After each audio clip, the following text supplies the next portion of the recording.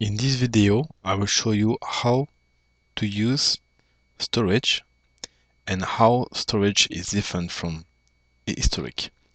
We learned in history that we can use historic to record data in our database. In Elipse Power, you can use storage, which has a different method to record data. So first, let's insert one storage in our system. But before to install storage, we need to make a connection to the database. So we insert database connection in our project. And here I will set properly the connection. This is my server name, database name, and password.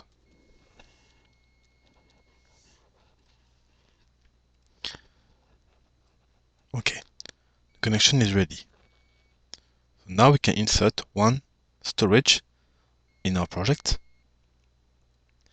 And this storage here, the first difference is like we don't have a first line here with the E3 timestamp. So how it works, we can insert here, we can add different signal to record. For example, I will record my demo tag. So this one is demo tag 1. Then we have demo tag 2. And the last one is demo tag 3. So here, every signal we want to record have its own parameter, and this parameter will determine when and also the frequency of recording for each one. So according to the setting you set for the minimum recording time, maximum recording time, and deadband, and you need for deadband, then each signal will be independently recorded to database. So for example, some database maybe have some very random value, very random shape, so we have to record them frequently. But for example, the sinusoidal value, when you make a sinus shape, you don't need to record real time all the value. You can record only some point in the shape of your sinus. Then you can reduce greatly the size of your database, because if some signal they keep constant value for long period, then we don't have to record a lot of data. We just can record the start and the end of the stable value. Every time the value change, we just record one time. So by this principle, we can independently record each value with different setting. So now I have my 3 demo tag that will be recorded in my database, and here I can just choose the database connection, and table name I can write here signal, and then I can create the table. Then the table is created successfully. So if I run my project, now the data will be recorded in database. So let's take a look inside our server. Here in E3, we have 2 tables created. One is signal and one is signal field. So let's check it. The first one, signal, contains the data we are recording.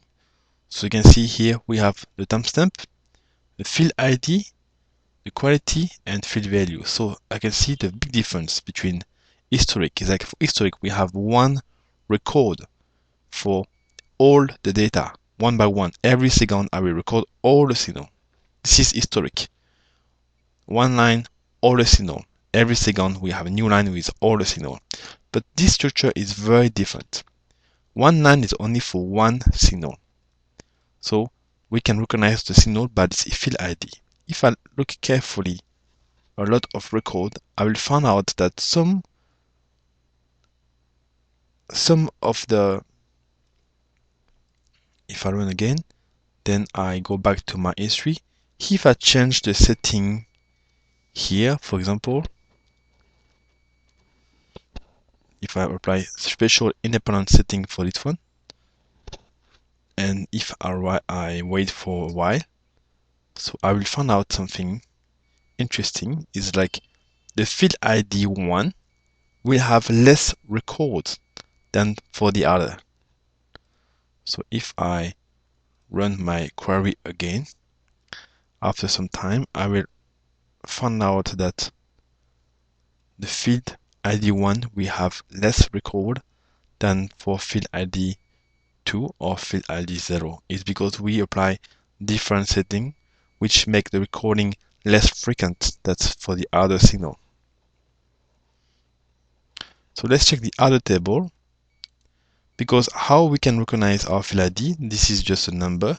So we can just look out the name in this table, signal field. So here we have a field ID 0, 1, 2, and here we have the field name. Demo tag value 3. This is how we can find out this. And this is our setting.